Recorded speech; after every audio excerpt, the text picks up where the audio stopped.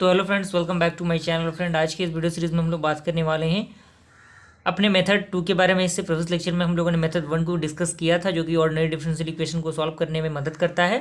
तो वीडियो का प्लेलिस्ट का लिंक आपको डिस्क्रिप्शन में मिल जाएगा, आप वहाँ से उसे चेकआउट कर लीजिएगा। सेकेंड मेथड आपका है नॉर्मल फॉर्म, जिसे हम लोग complete solution bye removal of first order derivative भी कहते हैं। तो इसमें स्टेटमेंट कह रहा है कि an integral included in the complementary function cannot be determine the inspection method.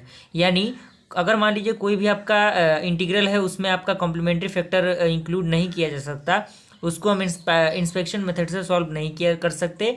And it is sometime useful to reduce the equation to normal form as follows, in which the term containing the first derivative is missing. यानी हम क्या करेंगे, उसके लिए procedure करेंगे different type of step को, जो आपके सामने मौजूद है। स्टेप फर्स्ट कह रहा है कि put the given equation in the standard form. सबसे पहले जो इक्वेशन आपको दिया रहेगा उसको हम क्या करेंगे कि स्टैंडर्ड फॉर्म में लिखेंगे, जो कि d2y/dx² plus p/dx plus qy is equal to r है, जो कि आपका एक इक्वेशन 1 हो गया। In which the coefficient of d2y/dx² is unity.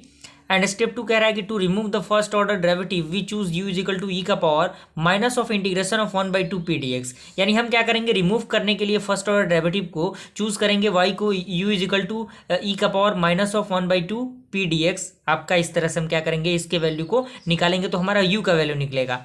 Now step third के अंदर क्या करेंगे, we choose the complete solution of the given equation by the formula y is equal to u into v. Equation second आपका हो जाएगा। Then the given equation reduce to the normal form.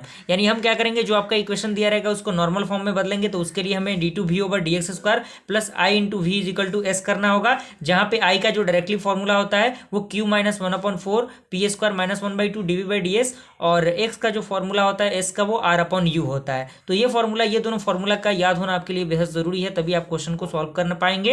And now the above equation can be solve by the usual method and we get the v। यानी हम क्या करेंगे, इस method के according इस फॉर्मूला का यूज करके i और v के s के वैल्यू को फाइंड आउट कर लेंगे, और उसके बाद यहाँ से इसको इंटीग्रेट करने के बाद हम क्या करेंगे, v के वैल्यू को निकाल लेंगे। अब जितना भी v का वैल्यू आएगा, u का वैल्यू तो हम लेंगे नहीं, यहाँ ऑलरेडी निकाल रखा है, उसको क्या करेंगे हम अपने लास्ट स्टेप में रख देंगे, तो y is equal to u into v आपका डायरेक्टली आंसर हो जाएगा। आइए क्वेश्चन के थ्रू हम इसे समझने की कोशिश करते हैं। क्वेश्चन कह रहा है कि solve the differential equation d2y/dx² plus y into cot x plus 2 dy/dx plus y tan x is equal to sec x। इसे क्या करना है, हमें सॉल्व करना है।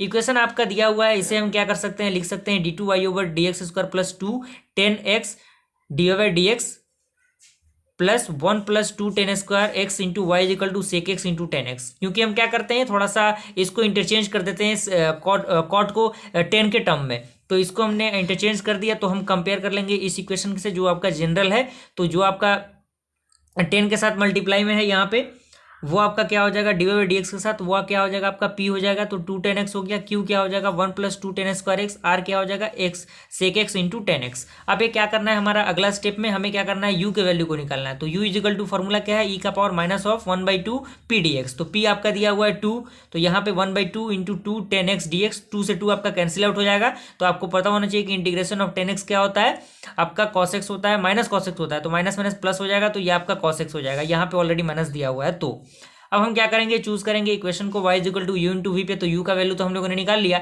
लेकिन अब हमें क्या करना होगा, v के वैल्यू को निकालना होगा। तो v के वैल्यू को निकालने के लिए हमें ये फॉर्मूला अप्लाई करना होगा, और इस फॉर्मूला का यूज करके हम क्या करेंगे, इन फॉर्मूलाज का यूज करके इसके वैल्यू को निकालेंगे। तो i का फॉर्मूला ये होता है q minus 1/4 p² minus 1/2 dy/dx। तो q का वैल्यू कितना दिया हुआ है, 1 प्लस 2 tan स्क्वायर एक्स, तो यहाँ पे हो जाएगा माइनस 1/4।